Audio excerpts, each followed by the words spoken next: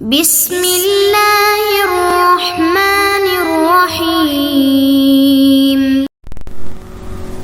اعوذ باللہ من الشیطان اللعین الرجیم بسم اللہ الرحمن الرحیم وبہ نستعین انہ خیر ناصر ومعین رب اشرح لی صدری ویسر لی امری واحلل عقدۃ من لسانی یفقہوا قولی المقصد الثامن فی تعارض الادلۃ الشرعیہ فرماتے ہیں کہ مقصد ثامن میں ہم ادلہ شرعیہ کے درمیان تعارض کی بحث کریں گے کہ ادلہ شرعیہ میں جو تعارض نظر آتا ہے، جو ایک دوسرے کے ساتھ ٹکراؤ کی کیفیت نظر آتی ہے کہ جب دلیلیں ایک دوسرے کے ساتھ ٹکرا جاتی ہیں اور اس صورت میں یا تو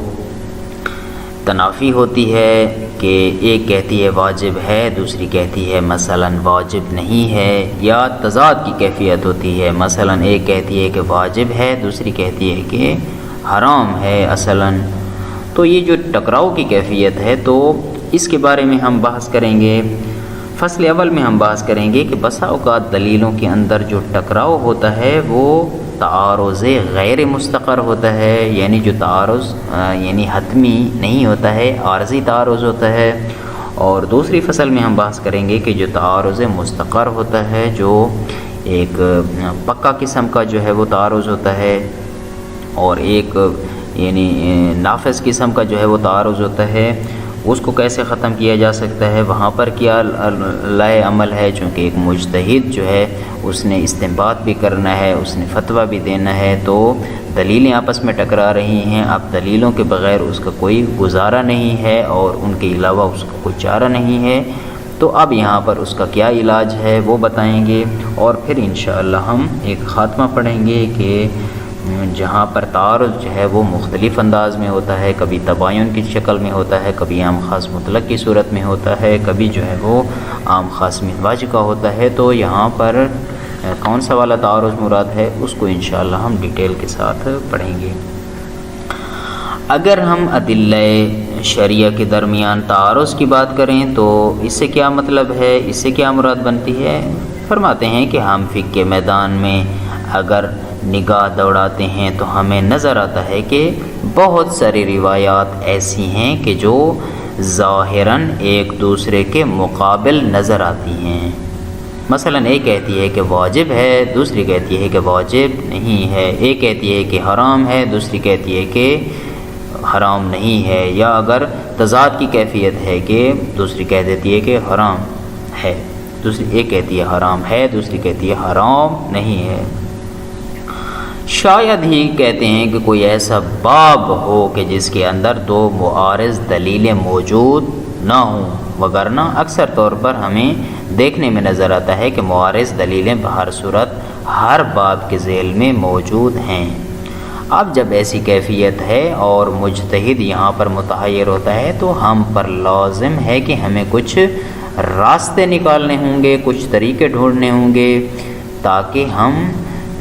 جو مقام تحیر میں ایک مکلف پھنس جاتا ہے اور حیرت کا شکار ہو جاتا ہے اور اسے کوئی راستہ اور سبیل نظر نہیں آتی ہے اور بیچارہ ہو کر رہ جاتا ہے، تو وہاں پر کچھ ایسے راستے ہونے چاہیے، کچھ قوانین ہونے چاہیے، کچھ ضوابط ہونے چاہیے، کچھ ایسے اصول ہونے چاہیے، کچھ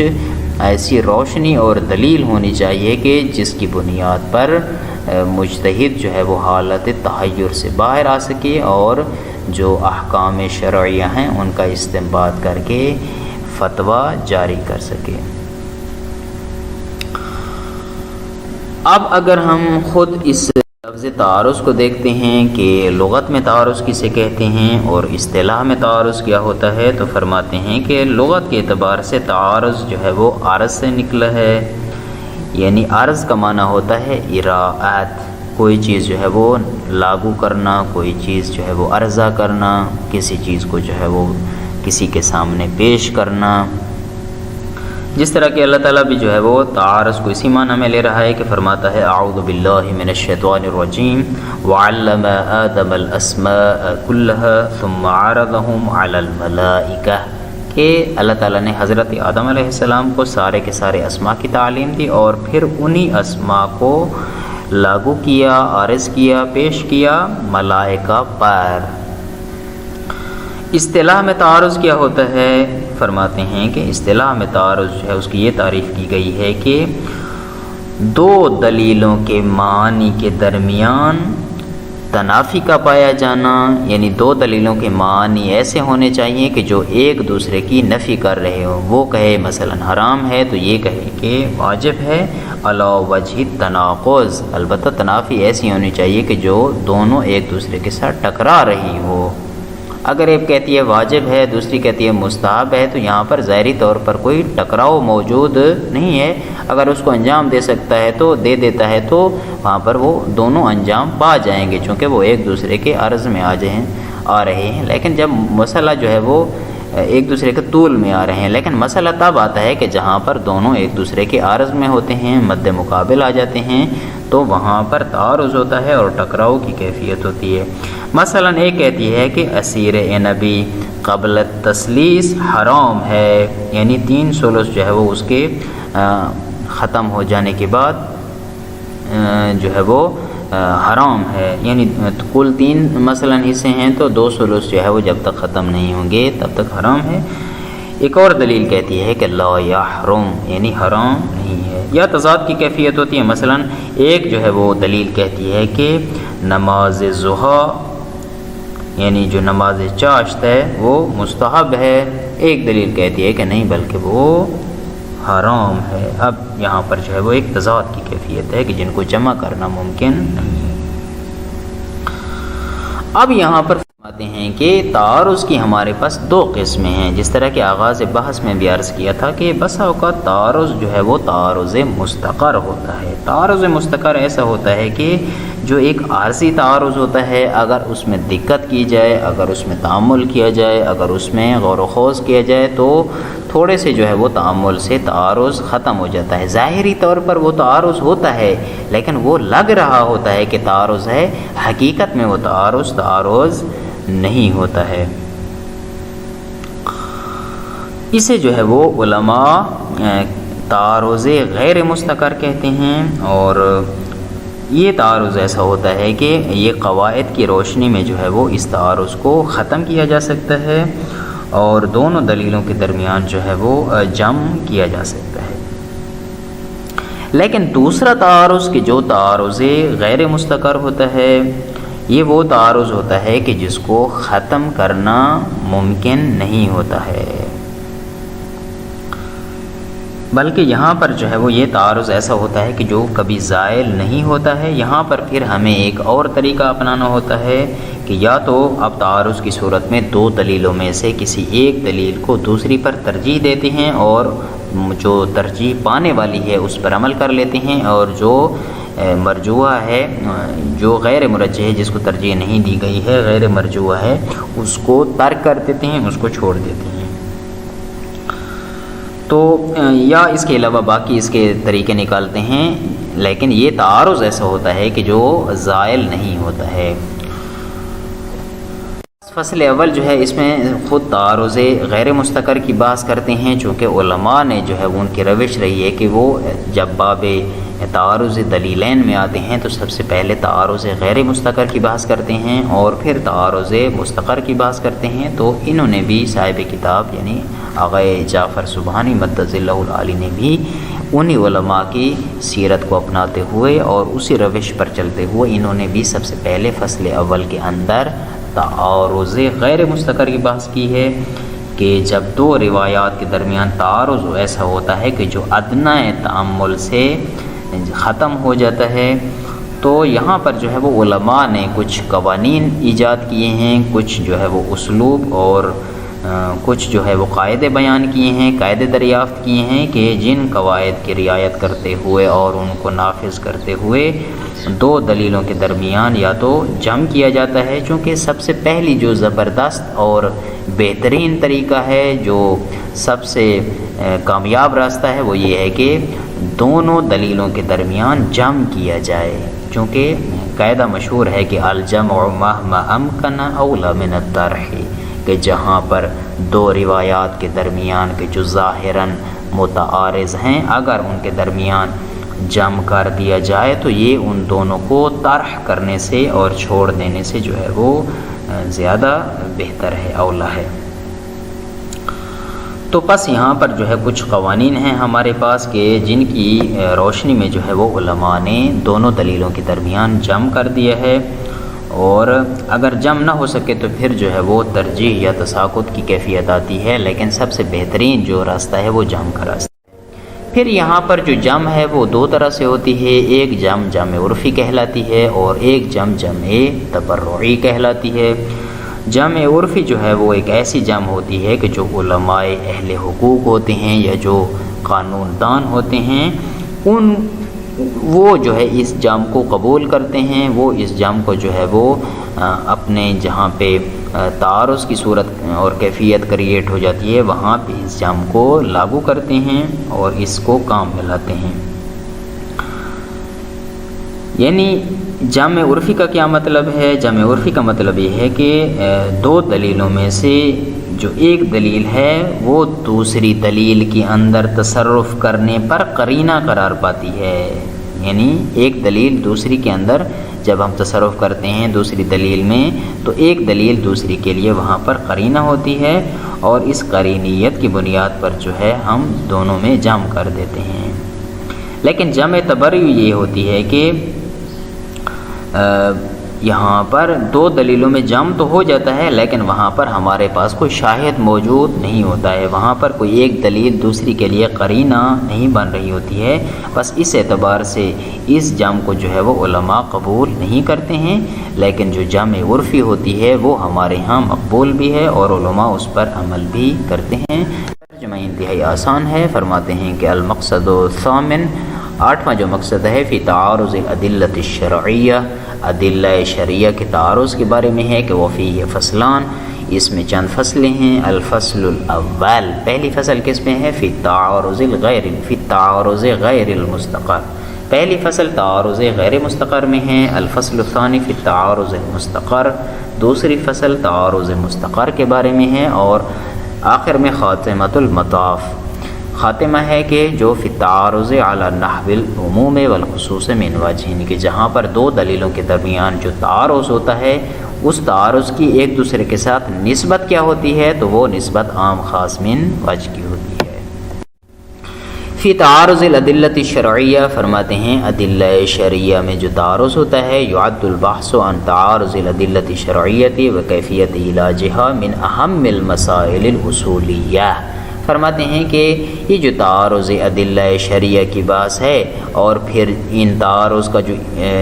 علاج بیان کیا جاتا ہے تاکہ اس تعارض کو ختم کیا جائے، تو یہ جو مکمل ایک بحث کی جاتی ہے یہ اصولی مسائل کی اہم ترین بحث ہے۔ وذالک، اور یہ اس وجہ سے اہم ہے لأنہ قلما یتفق فی باب ان لا توجد فیہ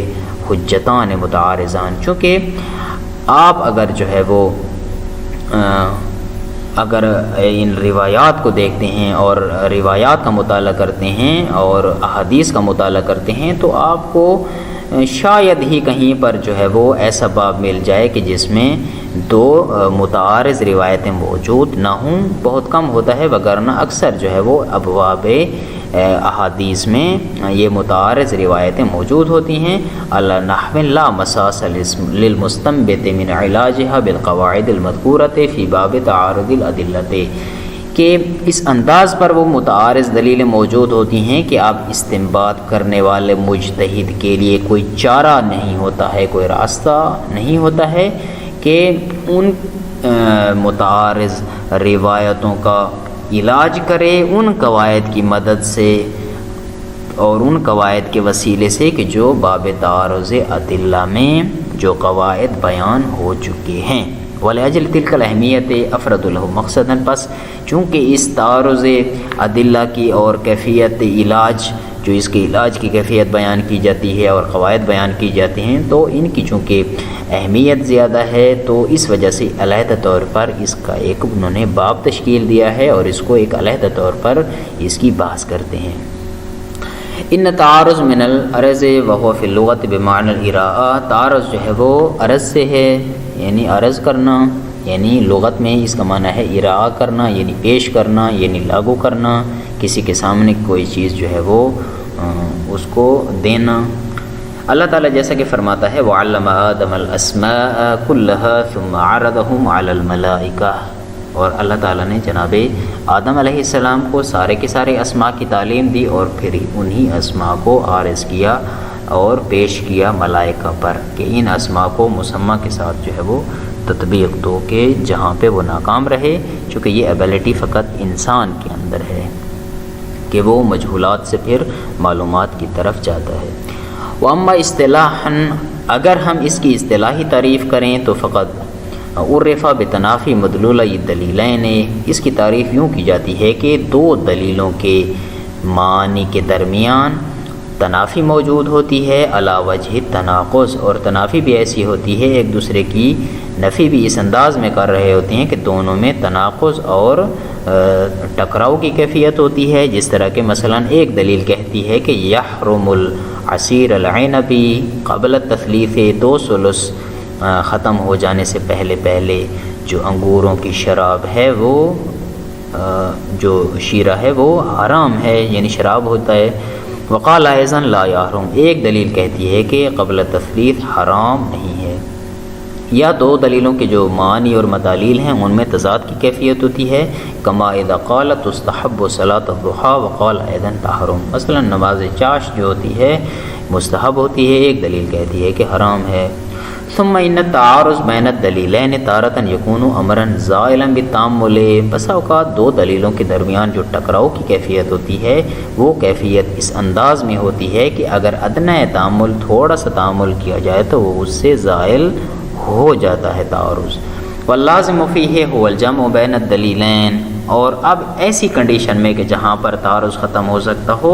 اس میں لازم یہ ہوتا ہے کہ دو دلیلوں کے درمیان پھر جمع کر دیا جائے۔ وَأُخْرَى يَكُونُ بَاقِيًا غَيْرَ زَائِلٍ، بسا اوقات یہ ہوتا ہے کہ وہ تعامل اس انداز میں وہ جو دلیلوں میں تعارض ہے وہ تعامل کرنے سے زائل نہیں ہوتا ہے، جب نہیں ہوتا ہے تو فالمرجع فیہ هو الترجیح، اب یہاں پر کیا کرنا ہوتا ہے، یہاں پر یا تو دو دلیلوں میں سے ایک کو دوسری پر ترجیح دی جاتی ہے اور راجح کو لے لیا جاتا ہے۔ ثم تخیر ثانیاً، اگر ہم ترجیح نہیں دے سکتے ہیں، کوئی مرجح نہیں ملتا ہے تو پھر تخیر ہوتی ہے کہ جب دونوں دلیلیں ہم پلہ ہوں تو دونوں متعارض ہوں تو ان میں سے پھر مجتہد کو اختیار ہوتا ہے کہ جس کو چاہے لے لے۔ فصار ذلك سببا لعقد فصلین یتکفلان لبیان حکم القسمین، بس اسی وجہ سے کہ چونکہ تعارض مستقر کا حکم علیحدہ تھا، اس کے احکام علیحدہ تھے اور غیر مستقر کے علیحدہ تھے، تو ہم نے ان کو 2 فصلوں میں کنورٹ کیا ہے کہ جو ان دونوں قسموں کے حکم کو بیان کرنے میں انشاءاللہ کفیل قرار پائیں گے۔ بس ہم کہتے ہیں کہ الفصل الاول فی الجمع بین الدلیلین او التعارض غیر المستقر، پہلی فصل جو ہے وہ 2 دلیلوں کے درمیان جمع کرنے کے بارے میں ہے یا تعارض غیر مستقر کے بارے میں ہے، نام دو ہیں لیکن مطلب ایک ہی ہے۔ اذا کان التعارض بین الخبرین تعارضا غیر مستقر، فرماتے ہیں کہ جب 2 خبرین اور روایتوں کے درمیان تعارض غیر مستقر ہو کہ یزول بالتعامل، کہ جو تھوڑے سے تعامل سے زائل ہو جاتا ہو، بحیث لا يعد التکلم بهذا النحو، اس انداز میں وہ ان میں جو ہے وہ تعارض ہو کہ اس نحو میں اور اس جو ہے وہ مقام پر یہ تکلم شمار نہ ہوتا ہو، کس پر؟ علی خلاف الاسالیب المعروفۃ بین المقننین، کہ جو قانون دانوں نے جو معروف قواعد بیان کیے ہیں کہتے ہیں کہ یہ کیا ہو، اس کے خلاف نہ ہو، یعنی یہ جو قوانین انہوں نے ایجاد کیے ہیں مقننین نے یا علماء حقوق نے، تو یہ جو تعارض ہے کہتے ہیں کہ یہ ان کے ساتھ جو ہے وہ نہ ٹکرا رہا ہو، بل کان دارجن بینہم، بلکہ یہ ان کے درمیان جو ہے وہ درج ہونے والا ہو، یعنی قوانین کو قبول کرنے والا ہو اور قوانین کے ذریعے سے وہ تعارض ختم ہونے والا ہو۔ فیقدم فیہ الجمع علی التخیر، پس یہاں پر جب ایسی کنڈیشن ہے کہ جو تعارض غیر مستقر ہے تو یہاں پر 2 دلیلوں میں سے دونوں کسی ایک کو اختیار کرنے پر ترجیح دی جائے گی کہ ہم دونوں میں ہی جمع کر دیں اور دونوں پر عمل کر لیں۔ ابھی ترجیح یا یہ ہے کہ وہاں پر پھر ترجیح دی جائے گی، ابھی تساقط یا یہ ہے کہ اذا تعارض تساقط، پھر آخر میں وہذا هو المراد من قول الاصولیین، بس یہی مراد ہے کہ جب اصولی کہتے ہیں کہ الجمع مہما امکن اولا من الطرح کہ دو دلیلوں کے درمیان جمع کر دینا وہ ان دونوں کو چھوڑ دینے سے بہتر ہے۔ فمقصودہم هو الجمع المطلوب عند اہل الحقوق، فرماتے ہیں کہ ان کی جمع سے مراد جو ہے در واقع وہ جمع ہے کہ جو علماء اہل حقوق کرتے ہیں، والقانون یا مثلا علماء اہل قانون کے جو مقننین ہیں وہ جمع کرتے ہیں۔ وہ کون سی جمع ہے؟ بحیث یعد احد الدلیلین قرینۃ علی التصرف فی الآخر، کہ وہاں پر دو دلیلوں میں سے کہ جو ظاہراً تعارض کر رہی ہیں ان میں سے ایک دلیل کو دوسری دلیل پر قرینہ قرار دیا جاتا ہے، اور قرینہ قرار دے کر وہ دلیل دوسری میں پھر تصرف کرتی ہے۔ وہذا ما یعبر عنہ بالجمع العرفی، پس جب ایک دلیل کو قرینہ قرار دے کر اسی دلیل کو دوسری میں تصرف کرنا جو ہے وہ اگر جائز قرار دیا جائے اور ایک دلیل دوسری میں تصرف کرنے لگے تو اس کو کہتے ہیں جمع عرفی۔ اب الجمع مع شاہد فی مقابل الجمع تبرعی، یا مثلا اسی جمع عرفی کے مقابلے میں ایک اور جمع ہے کہ جسے جمع تبرعی کہتے ہیں کہ الذی یجمع بین الدلیلین بلا شاہد و قرینۃ، چونکہ اس جمع عرفی کے درمیان جو جمع تھا وہ مع شاہد تھا، وہ مع القرینہ تھا، لیکن یہاں پر جو جمع تبرعی ہے اس میں دو دلیلوں کے درمیان جمع تو ہوتا ہے لیکن یہاں پر کوئی شاہد موجود نہیں ہوتا، یہاں پر کوئی قرینہ موجود نہیں ہوتا۔ وَلِأَجَلِ ذَلِكَ يَكُونُ الْجَمْعُ الْأَوَّلُ مَقْبُولًا، یہی وجہ ہے کہ جمع عرفی کو علماء کے ہاں مقبولیت حاصل ہے، وہ جمع مقبول کہلاتی ہے، وَالْآخَرُ مَرْفُوضًا، اور جو دوسری جمع یعنی جمع تبرعی ہے علماء اس پر عمل نہیں کرتے ہیں، وہ جمع متروک ہوتی ہے۔ وصلی اللہ علی سیدنا محمد وآلہ الطاہرین۔